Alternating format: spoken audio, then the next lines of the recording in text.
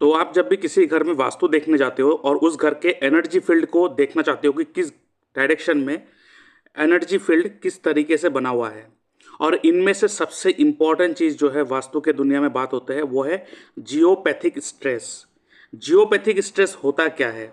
एक concentrated energy particular direction में जो आपके लाइफ में आपके घर में एक तनाव पैदा कर देता है। ये वीडियो एक वास्तु सलाहकार के लिए बहुत इंपॉर्टेंट होगा। और उस एनर्जी को पहचानने के लिए मैक्सिमम लोग करते क्या है, डाउजिंग पेंडुलम का यूज़ करते हैं, एल रॉड का यूज़ करते हैं, और उसके साथ साथ ऐसे बहुत ही टूल्स एंड टेक्निक को यूज़ करते हैं। बट यहाँ पर ऐसा ज़रूरी नहीं है कि अगर आपके घर में किसी भी डायरेक्शन में कोई भी एनर्जी फील्ड बन रहा है तो घर के सबको अफेक्ट करेगा। इसीलिए बिना किसी टूल्स एंड टेक्निक के द्वारा हम लोग कुंडली के माध्यम से ही सारा कुछ पता लगा लेते हैं। आपने कभी किसी के घर में अगर आप वास्तु देखने गए हो या आपके घर में कुछ वास्तु दोष है, क्या वो वास्तु दोष आपको उस घर में घुसते ही आपको इफेक्ट करा? कभी ऐसा भी नहीं होता है, कभी कभार कर भी देता है। कभी कभार एक व्यक्ति आपके पास आएंगे और कहेंगे कि मेरे लाइफ में ये प्रॉब्लम हो रहा है, और उसी एट्रीब्यूट को जब आप किसी डायरेक्शन में देखते हो तो आप देखते हो कि उस डायरेक्शन में कोई ना कोई वास्तु दोष है, और आप कहते हो कि इस वास्तु दोष के कारण आपको ये प्रॉब्लम हुआ है। तो आपका क्लाइंट तुरंत आपसे क्या कहेगा? आपका क्लाइंट तुरंत आपसे कहेगा, मैं तो 10 साल से यहाँ पे हूँ, 10 साल में तो कुछ नहीं हुआ, अभी क्यों हो रहा है? जायज़ है सवाल। तो हम लोग क्या जवाब देंगे? इसीलिए मैं कहता हूँ एस्ट्रो वास्तु बहुत ज़रूरी होता है। एस्ट्रोलॉजी के ऊपर कुछ भी नहीं है। No one is greater than astrology. Even भगवान जब इस दुनिया में आए थे मनुष्य रूप लेकर, उन्हें भी प्लैनेट ही रूल करे थे, उनका लाइफ भी प्लैनेट से ही शेप हुआ था। तो ग्रह जो है किसी को छोड़ता नहीं है। आपके लाइफ में कब क्या घटेंगे वो आपके कुंडली बताएगा। तो आज जो बात करेंगे geopathic stress and energy field आपके घर में कब बनता है, कैसे बनते हैं। तो जब भी आप किसी घर में जियोपैथिक स्ट्रेस आइडेंटिफाई करते हो तो ये इम्पॉर्टेंट है कि हमें ये जानना कि वो जियोपैथिक स्ट्रेस कौन से व्यक्ति को अफेक्ट करेगा। और एक व्यक्ति के लिए खास किसी डायरेक्शन होता है जहां पे जियोपैथिक स्ट्रेस बनता है, वो कैसे आइडेंटिफाई करेंगे? इसीलिए एस्ट्रो वास्तु वो भी केपी एस्ट्रोलॉजी के माध्यम से बहुत इंपॉर्टेंट होता है। तो जब जियोपैथिक स्ट्रेस के ऊपर बात करते हैं तो आप देखोगे एक चीज़, अगर मैं बताऊं, जब आप कोई घर बनाते हो या आप किसी घर में रहते हो तो आप देखो आपके घर में बहुत सारे बिल्ली अचानक आना स्टार्ट होगा। बिल्ली, तो इसका मतलब ये है कि आपके घर में जियोपैथिक स्ट्रेस है। अब आप घर बना रहे हो, इस घर में हो और आपके घर में कुत्ते बहुत आ रहे हैं, ये अच्छा साइन है, इट्स ए गुड साइन। अब यहां पे क्या है कि जियोपैथिक स्ट्रेस बना, बट वो जियोपैथिक स्ट्रेस एक्टिव कब होगा और कब आपको इफेक्ट करेगा? क्या आपके घर में जियोपैथिक स्ट्रेस है बट आपको इफेक्ट करेगा कि नहीं करेगा, उसको भी कैसे आइडेंटिफाई करेंगे? तो आज बात करेंगे पूरे के पूरे जियोपैथिक स्ट्रेस के ऊपर। तो यहां पर आप देखो सबसे इंपॉर्टेंट चीज क्या होता है जियोपैथिक स्ट्रेस आइडेंटिफाई करने के लिए? घर। घर तो होना ही पड़ेगा ना, या किसी भी ऑफिस जहां पे आप बैठ के काम करते हो। आप देखोगे आप किसी भी एक जगह पे जाके बैठते हो और उस जगह में बैठने से आपको बहुत भारीपन महसूस होता है, यू फील स्ट्रेस, आपको सर दर्द होने लगते हैं, बॉडी में एक भारीपन, तनाव, खिंचाव पैदा हो जाता है। इसका मतलब उस एरिया का, उस डायरेक्शन जिस जगह में आप बैठे हो उस जगह का एनर्जी जो है वो आपके लिए सुइटेबल नहीं है। तो आज इसे ही सारे ऐसे सारे बहुत सारे एनर्जी फील्ड होते हैं। इन सब बहुत सारे एनर्जी फील्ड के ऊपर आज बात नहीं करेंगे, आज सिर्फ बात करेंगे जियोपैथिक स्ट्रेस के ऊपर। तो यहाँ पर आपको सबसे इंपॉर्टेंट चीज़ देखना है कि जियोपैथिक स्ट्रेस अगर देखना है तो हमें देखना पड़ेगा सबसे पहले फोर्थ हाउस। सबसे पहले आपके कुंडली में जो टाइम है वो 100% करेक्ट होना चाहिए, because KP astrology is a time sensitive tool. Not only KP astrology, even Parashari is also a time sensitive. क्यों? क्योंकि पराशरी के हिसाब से जो लगन चार्ट देखा जाता है, लगन चार्ट 2 घंटे में बदलता है, तो उसमें 2 घंटे का गैप रहता है, तो उतना टाइम सेंसिटिव होता नहीं है। बट जब आप पराशरी में भी डिविजनल चार्ट में चले जाएंगे, D10, D3, D4, D6, D60, ऐसे जब डिविजनल चार्ट में चले जाएंगे तो वो भी टाइम सेंसिटिव हो जाता है। जैसे हम लोग केपी में नक्षत्र और सबलॉट को देखते हैं जो फुल्ली टाइम सेंसिटिव होते हैं, वही चीज़ है जो D10, D60, D4, D3 जो डिविजनल चार्ट होते हैं, वही चीज़ होता है और कुछ अलग नहीं। तो सबसे पहले आपको देखना है कि आपके फोर्थ हाउस का जो सबलॉर्ड है, आपके फोर्थ हाउस का सबलॉर्ड अगर राहु बन रहा है, ठीक है, आपके फोर्थ हाउस का सबलॉर्ड अगर राहु बन रहा है या फोर्थ हाउस का जो सबलॉर्ड है वो राहु के नक्षत्र में है, या आपके जो फोर्थ हाउस का सबलॉर्ड है वो आपके लगन चार्ट में कहीं राहु के साथ रिलेशन बना रहा हो, साथ में बैठा हो, ठीक है, तो आप कह सकते हो कि आपके कुंडली में कुछ ना कुछ एक नेगेटिव असर है। आपके अंदर, आपके घर में कुछ ना कुछ एक नेगेटिव असर है। आपको हमेशा उस घर में एक तनाव महसूस होगा। कभी कभार कुछ कहते हैं ना लोग कि हवा लग जाना तुरंत, या किसी नज़र दोष लग जाना, तो ऐसे व्यक्ति को बहुत जल्दी लगता है। तो ऐसे व्यक्ति के लिए सबसे इंपॉर्टेंट चीज़ है कि रुद्र अभिषेक करते रहना कंटिन्यू अपने लाइफ में हर सोमवार को। ये बहुत इंपॉर्टेंट है, इस व्यक्ति को ऐसे करते रहना। और भी 2-3 रेमेडी होता है जो इंपॉर्टेंट है, वो यहाँ पे मैं अभी बात नहीं करने वाला। अब दूसरा चीज़, ये तो आपने एनर्जी देख लिया कि कौन सा एनर्जी आपके पास हो सकता है, नहीं हो सकता है।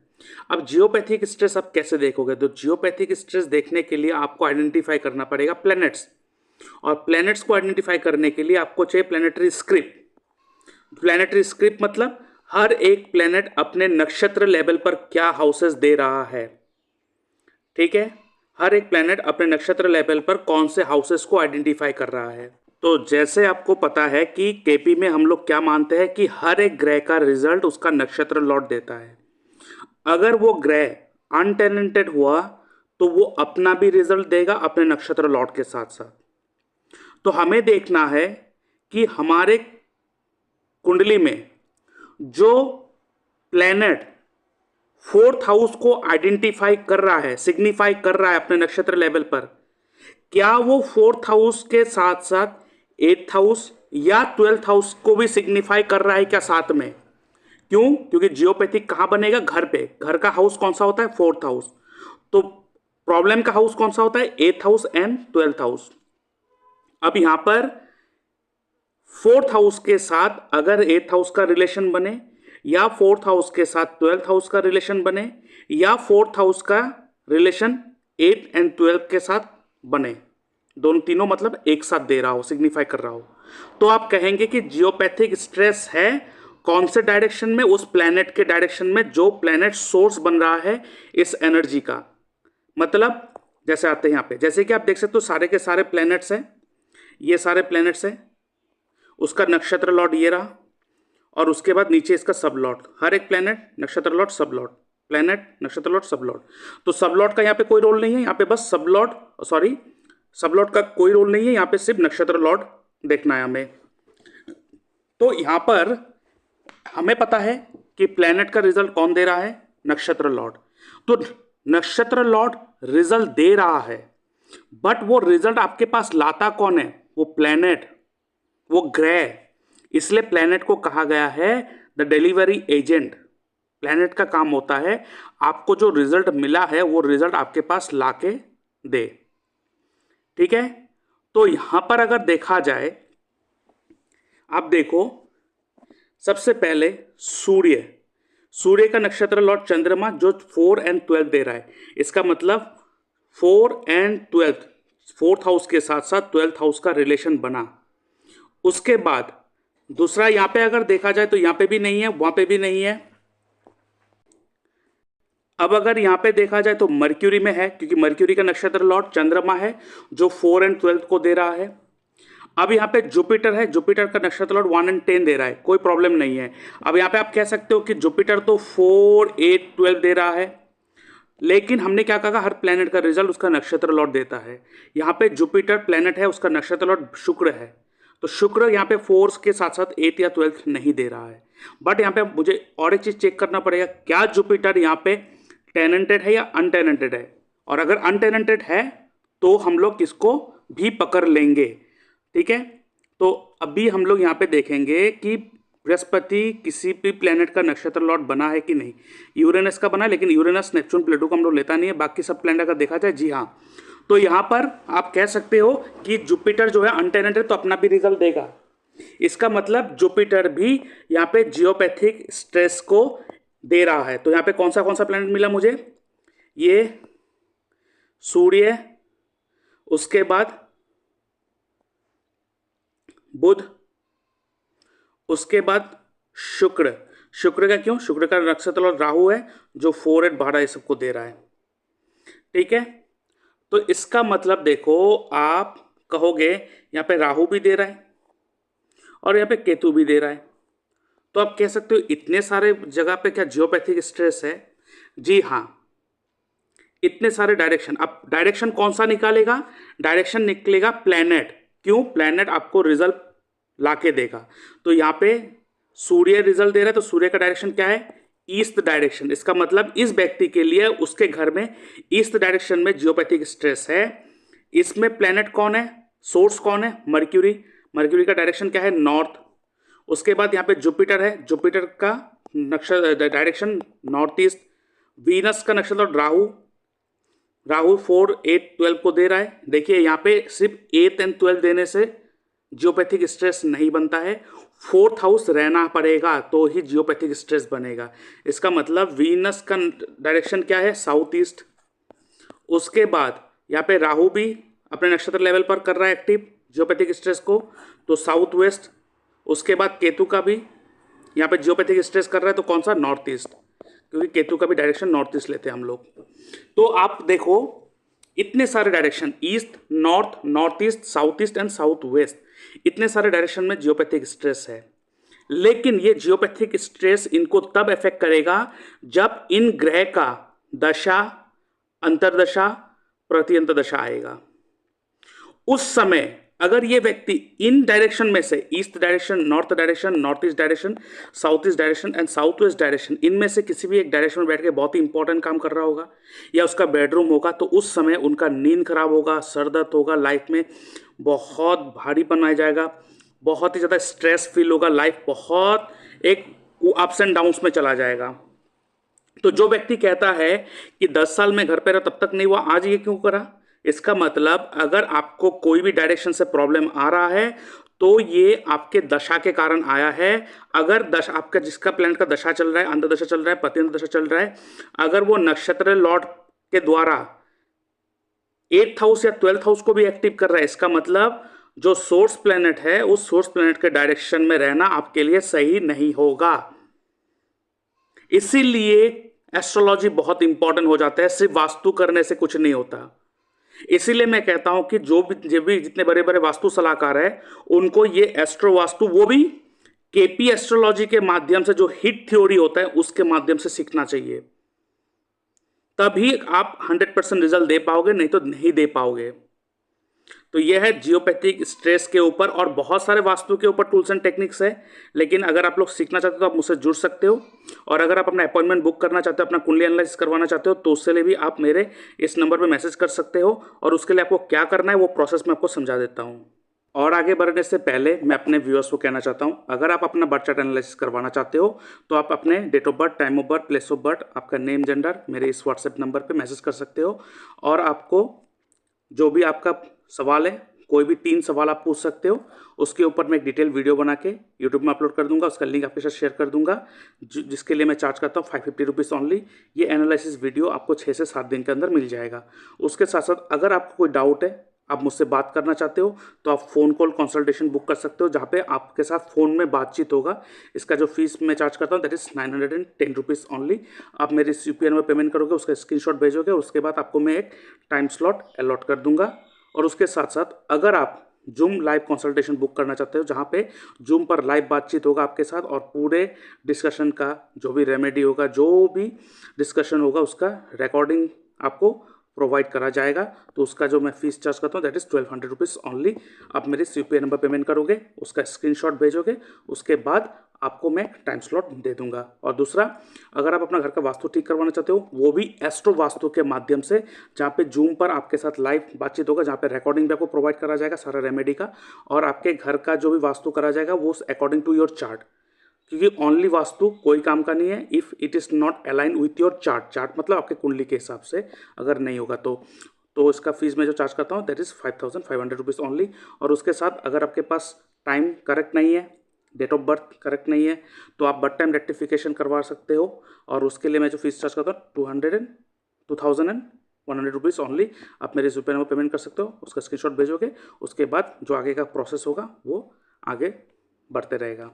और अगर आप एस्ट्रोलॉजी में इंटरेस्टेड रखते हो तो आप मेरे इस वेबसाइट में आके चेक कर सकते हो। डिस्क्रिप्शन बॉक्स में मैंने लिंक दे के रखा है अपने वेबसाइट का।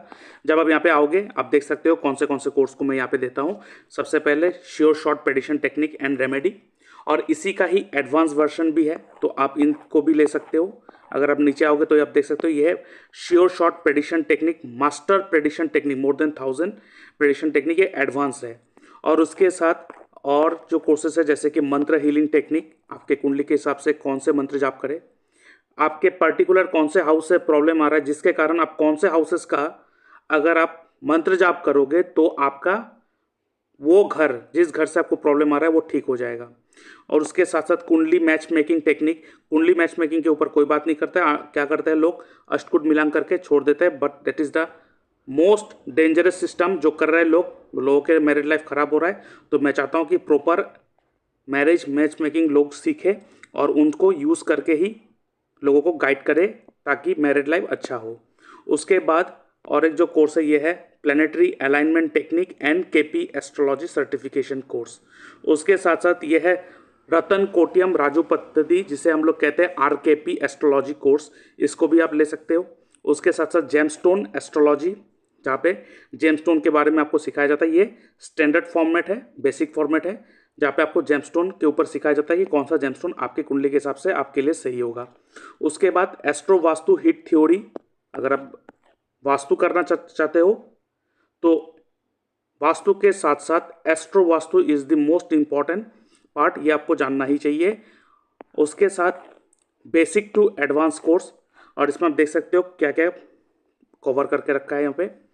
और उसके साथ ये एडवांस है, और नीचे जाओगे तो ये tattoo activation technique, house activation technique astrology course, इसको भी आप ले सकते हो। और उसके साथ साथ पराशरी एस्ट्रोलॉजी कोर्स, और इस कोर्स का जो कंटेंट है यहाँ पे दे के रखा है, ये टोटली बेस्ड ऑन लग्ना, और यहाँ पे आपके डिविजनल चार्ट का थोड़ा ग्लिम्स दिया जाएगा, बट ये टोटली बेस्ड ऑन योर लगन चार्ट। एंड इसमें कौन से मैंने कंटेंट, कौन से पार्ट को मैं कवर करूँगा, ये पूरा का पूरा यहाँ पे दे के रखा, आप देख सकते हो। और उसके बाद आप अपॉइंटमेंट बुक करना चाहते हो तो उसके लिए भी यहाँ पे आप देख सकते हो फीस। कुंडली मैच मेकिंग करवाना चाहते हो, आपके घर में शादी करवाना है, कुंडली मैच मेकिंग करवाना है, तो आप उसके लिए भी अपॉइंटमेंट बुक कर सकते हो। और ये नीचे अगर जाओगे तो ये है नक्षत्र त्रिपाप चार्ट एंड नवतारा चक्र पद्धति, ये भी एक कोर्स है। इस कोर्स का कंटेंट क्या है, इसका वीडियो डिस्क्रिप्शन बॉक्स में आप जाके देख सकते हो, तो आप इसको ले सकते हो। ये है सैम्पल सर्टिफिकेट, और यहाँ पे आप देख सकते हो ये पूरा कोर्स मेरा वेबसाइट का फुल पेज।